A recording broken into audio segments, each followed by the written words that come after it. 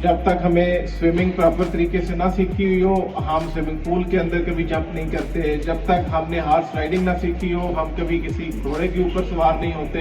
ये जो driving school जहाँ पे यूनिवर्सिटी ऑफ लाहौर की इस तरह के और इनकी कोलैबोरेशन से इस्टेब्लिश किया गया है, इसका प्राइमरी मकसद जो है वो यही है कि यहाँ पे हमारे जो ट्रेंड इंस्ट्रक्टर्स हैं वो आपको यहाँ पे ड्राइविंग की स्किल सिखाएं। आपको ट्रैफिक लॉज के बारे में भी बताएंगे, आपको रूल्स के बारे में बताएंगे, आपको basic principles on being on the road के बारे में बताएंगे और फिर जो प्रैक्टिस है गाड़ी चलाने की वो भी आपको करवाएंगे।